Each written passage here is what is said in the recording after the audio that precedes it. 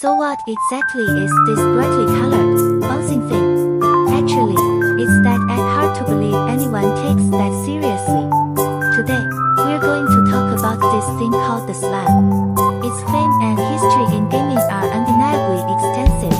Anyone who's played even a few games definitely knows about slimes. So, where did this creature originally come from? In one of the most famous stories from the Cthulhu mythos, at the Mountains of Madness, there's a passage that describes nightmarish black shining shades, a formless protoplasm bobbing forward, a monstrous mass exuding a putrid stench, with countless glowing, pus-like as constantly forming and dissolving across its surface. Similar creatures also appear in Lovecraft's other works like The Shadow over Innsmouth, The Thing on the Doorstep, and The Haunter of the Dark. These are what the master Lovecraft named shotguns. Yes, this is the earliest prototype of the slime, a black green, amorphous body filled with pus-like eyes. But when comparing later game depictions, it seems another creature inspired game creators to craft the slime as we know it today. The formless spawn, which also appears in At the Mountains of Madness.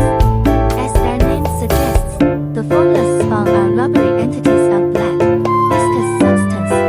They resemble shotguns, sticky, formless, elastic, and in certain Cthulhu-themed games, their secretions are highly acidic and can dissolve flesh effortlessly. Fast forward to March 1953, another author inspired by Edgar Allan Poe wrote a horror story titled Slime, published in Weird Tales.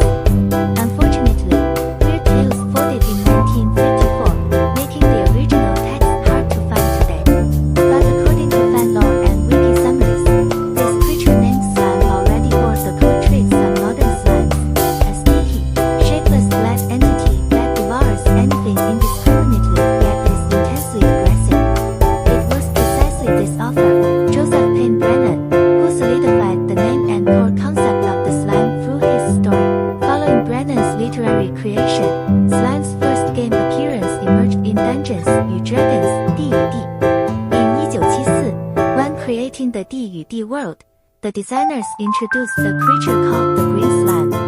The game describes it as a fearful, stench-emitting organism that resembles dark green, sticky, moist moss clinging to walls and ceilings in basements, sewers, dungeons, and mines. D&D's creator, Gary Gygax, also introduced the slime's cousins oozes and pudding. Oozes are transparent, cubic-shaped soft blobs nicknamed dissolvers of dust and bone, corroders of all life. Puddings or ochre jellies, identified as slimes, are amorphous creatures inherently acid-resistant and corrosive. In some D&D campaigns, they even use acid splash attacks against players. What's more, certain puddings split into two smaller entities when damaged, each with half the original health, making nieces that Hearthstone's pudding monster drew inspiration from this. Later, a game called Wizardry, which hugely influenced Dragon Quest and Final Fantasy, featured slimes sometimes called bubble slimes.